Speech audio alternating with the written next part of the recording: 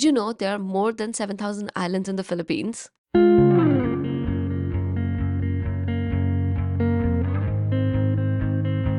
I spent 2 weeks exploring this stunning country, and honestly, it wasn't nearly enough. If you're planning your first trip and have questions like, do I need a visa? Is it safe to travel solo? How do I get from one island to another? I've got you. Here's a complete no-frills guide to everything you need to know before traveling to the Philippines. So let's get straight into it. Visas.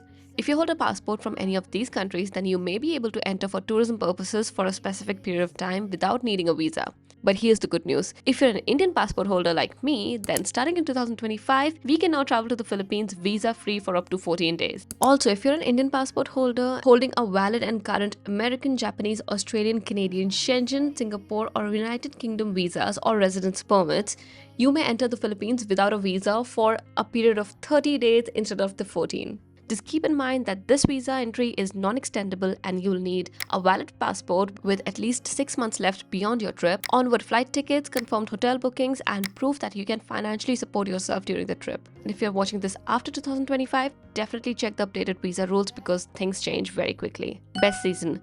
Okay, so the weather system here is slightly different from the rest of Southeast Asia. From October to March, they have what's called Amihan season. This is low monsoon season. It's mostly dry with some afternoon showers and the weather stays pretty pleasant.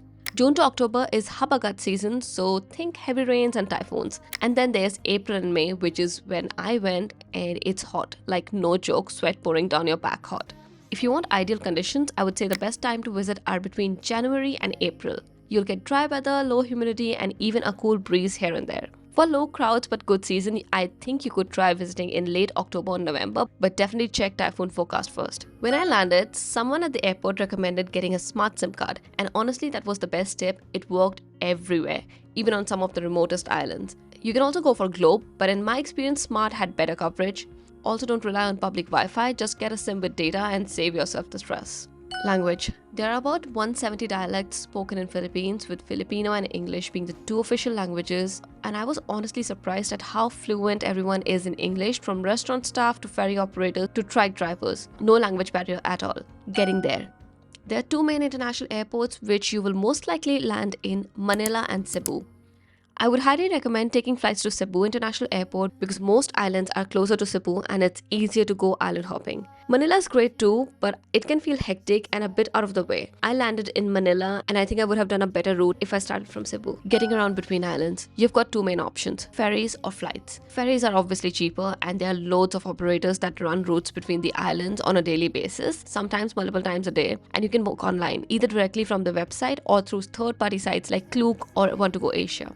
And if it's not a busy time, you can also book it on the spot at the ferry terminal. Alternatively, you can catch flights. Almost every major island has an airport and many local airlines like Cebu Pacific or PAL Express operate daily flights. That said, keep enough time to travel between islands because weather conditions can lead to delays or cancellations, and it's more common than you think. My flight from Coron was delayed because of a rain shower. Getting around within the islands. You've got a bunch of local transport options. Jeepneys are super iconic and very budget friendly. Then there are trikes, those little motorbike sidecars that you'll see everywhere. Shared vans and shuttles are available too, especially for airport transfers or intercity routes. In cities like Manila or Cebu, you can also use Grab, Angkas, and Move It. These two are basically motorbike taxis. ATMs and Cash. The official currency is pesos and this is the current exchange rate as of 2025, but listen to this part carefully. Philippines is a cash-based economy and cards are rarely accepted, especially outside the big cities. Every island may not have an ATM and they run out of cash in ATMs in small islands quite a lot. Also, not every ATM accepts international card. This happened to me in Coron where I had to try 3 different ATMs, after which I found one which worked. It also happened at the airport, so it's very common. Plus, every ATM charges 220 to 260 pesos per transaction, so it's very important that you stock up on those pesos whenever you can. If you're bringing cash, then currency exchange is super easy in Manila, Cebu, and Coron. But don't exchange at the airport unless it's a small amount. The rates there are terrible. As soon as you move to the tourist areas, you'll find more currency exchange kiosks and you can compare which is giving you the best rate and exchange there. Food. Okay, confession time. I didn't explore Filipino food as much as I should have. But from what I did try, I loved beef pares. It's a slow-cooked beef stew served with garlic rice, and you can find it everywhere in Manila. I got it from a street vendor outside my hostel and it was just the perfect thing to try. Their cuisine also features a lot of grilled meats, noodles, and rice dishes. And if you're hesitant about trying street food, try the local chains. They are clean, cheap, and serve traditional meals. And of course, you cannot miss Jollibee. You have to try it. That said, in touristy areas like Coron, you'll find plenty of Western food too. So you have got a lot of options, including vegetarian ones. Safety. As a solo female traveler, I felt safe most of the time. In Manila, I was a little extra cautious. There were parts of Manila where I would not go out by myself at night, be a bit careful being out late around bars in Makati. But the rest of the places I went to felt fairly safe. The locals are very helpful and very kind, so I would give it a solid 8 on 10 on solo travel safety. Sun safety. Mark my words and don't take this lightly, the sun in the Philippines are no joke. During dry season, the heat and sun can get very harmful, resulting in sunburn, sunstroke, and dehydration. So remember to always put on high SPF and good quality sunscreen. I was using SPF 100+, that's the first time I have seen something so strong. You also need to keep drinking water, take electrolytes, and wear a hat as well as sun protection. I met 3 girls in Bohol who had spent a week in the hospital after having a sunstroke, so take it very seriously. Another tip, buy sunscreen from Manila or Cebu if you don't already have one, because they can be sold at very high prices in some places. Drinking water. Tap water is not safe to drink, so unfortunately you will have to buy bottled water, and especially in El Nido, avoid using tap water for anything, not even brushing your teeth. I heard this from the locals and I wasn't taking any chances. So be careful with using tap water.